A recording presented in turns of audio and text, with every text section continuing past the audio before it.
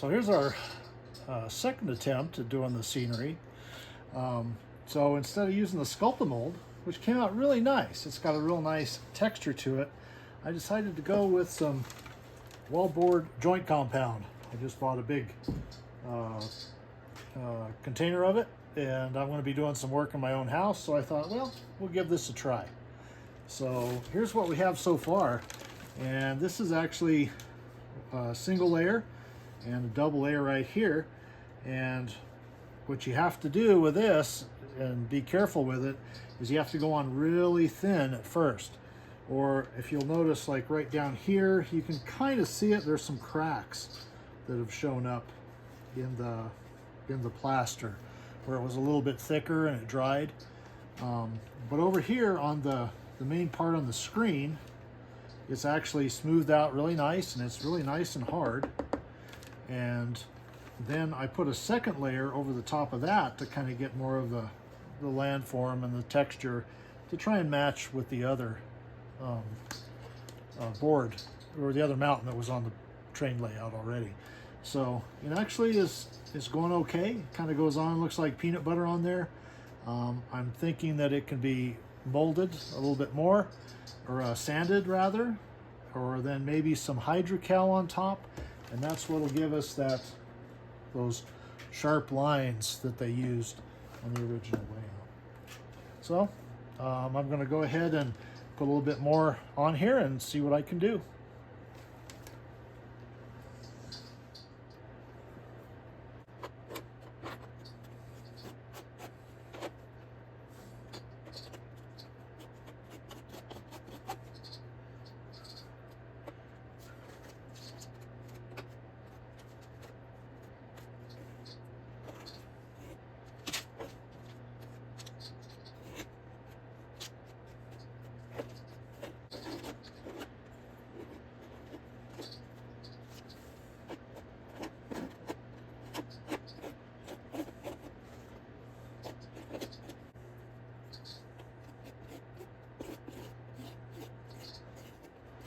This is going to put a nice hard shell scenery on it and make for the nice base. It doesn't look that great now, but I think when it gets all done, it's going to be very similar to what they originally had on not just this layout, but other layouts they did during this time period. The layouts they made in the late 1950s, 59 up to 61, 62, and they do their displays very similar to what this is going to be here. Now, the earlier layouts, sometimes they had a thicker wire, or like 1/4 inch hard screen. So it was a little bit different. So as the designers changed and their techniques changed later on, you have to kind of do your research to make sure you're doing the look just as like they might have done it. Okay, I finished up covering the main portion here, and I'm going to go ahead and flip this around and just put a base coat on the other side, and I'll just keep going from there. So I'll show you when I get done. So I decided to try a little technique here. So to match the front of the mountain back here, what I've decided to do is to take my Wallboard joint compound and do a little application with a paintbrush to kind of get that dappled look on there. So I'm digging a little bit in there, and then I'm going to just go ahead and put it on here with a little twist motion, just like so. After I put another little layer on, and kind of go down along the bottom here, maybe a little bit of, so we kind of look at that. I may work it a little bit more, but it's very similar to what they did here. It looks like they might have done some more brush strokes, but let's do a little comparison. And I think this might do the trick. So I'm going to keep working on that, and we'll see how it goes and dries. So here's kind of a look at the final results of just dabbing on the texture. And it just, when I looked at this, it just reminded me like somebody took a brush and just, you know, blobbed it onto there like they would onto a wall. And I thought, well, I'll just try that same technique here, and as soon as it dries, I'll make a little bit more of a texture on it, and we'll just see how it looks. I don't want to overdo it while it's still wet, and I'll be back shortly. So I thought, as long as I'm trying out this technique that I used over here on the mountains, I thought, well, let me try it on the foam and the plaster cloth that I did earlier and see what it comes out like. So I'm just going to use my same brush and just dip it right into the joint compound, and I'm just going to start dabbing on.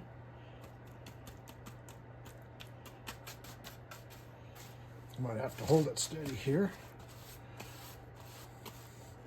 I think I'll just start by layering a layer on and brushing it on like paint. Let's just see how that goes. And what I like about this section is I've already made it once, so I can always make another one, because I still have my original patterns and things like that. Over to the other side.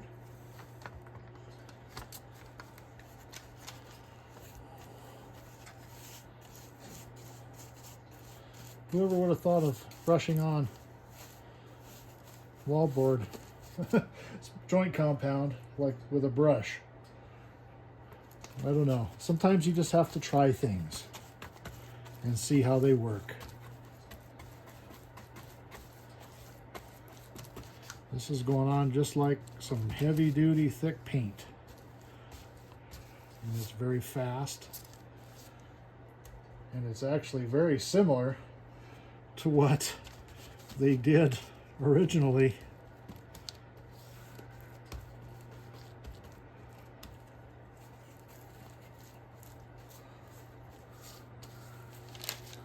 I'm just gonna cover up the ends of this like paint. And then we're going to do a little bit of texture work, and I think I will thin it out, and then I'll come back with a thicker layer. And of course, this is our snake mountain here, so we've got a little bit of a head over here,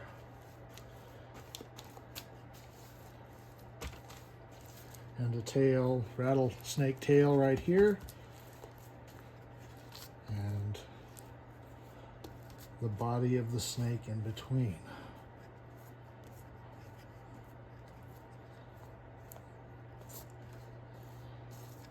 Okay, so far so good. But what a quick way to get on a layer of plaster. Yeah. All right.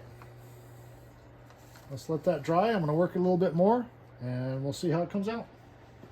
So here's our completed Rattlesnake Hill the next day. So as you can see, there's a lot of nice texture on it. I have one spot where it didn't quite cover, but this is actually not that different than what they did originally. They put it on kind of thick, and there are certain places where you can see the screen popping out from underneath.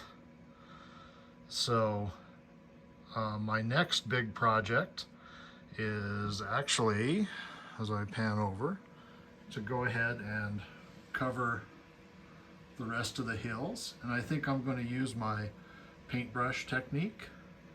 Here's our mountain in the back, so if we just kind of look at it, there might be a little bit more dabbing that we have to do, or if we take a look at the actual photos of an original layout and the original style of layout, which I'll show you in a subsequent video, we may put on some of the mountain landforms here. I think I have this figured out how to do it, but it's been kind of puzzling for me, but I'm going to take a stab at it, you might say. The other interesting things that I need to try are these little ledges that they made.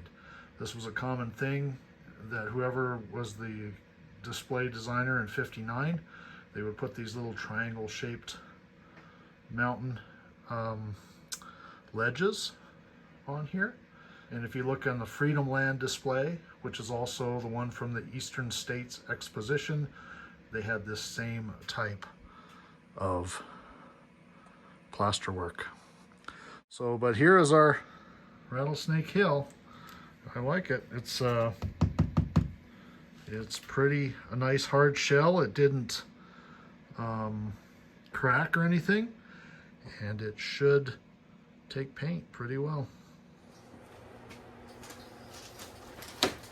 So I've decided that since I like this paintbrush method of putting on the wallboard plaster, I'm going to go ahead and do that for the rest of these hills here as just as an experiment. And also I just liked how quick it went, and how easy the plaster went on. And also after looking at the Snake Mountain over there, it actually went on very well. Now I'll do some subsequent experimentation with probably plaster of Paris. I was able to get some of that, and that's one of the original materials they would have used in lieu of asbestos plaster. Well, this is my initial just layer that I'm going to put on here. I'm going to keep working it. I'm going to have to move it around, so my video location isn't the best, but I'm going to go ahead and keep working this. Maybe put a little bit of texture like we did on the last ones, and I'll get this all covered. So as I'm going, I'll put on the main plaster, and then my goal is all these little holes from the plaster cloth, and I'm just going to kind of dab that in. I may go through and just add a little bit of water to the wallboard compound. And what that does is it thins it out and makes it go into the holes a little better. So I'll keep at it, and I'll be back. So here's our completed mountain that we've done our texturing on and everything. So I was able to just put some forms on there with the brush, kind of some vertical mountain forms in the plaster, and that should harden out pretty well. And compared to what the original was, I'll probably do a little bit more of this sort of plastering right there, except with a little thicker layer.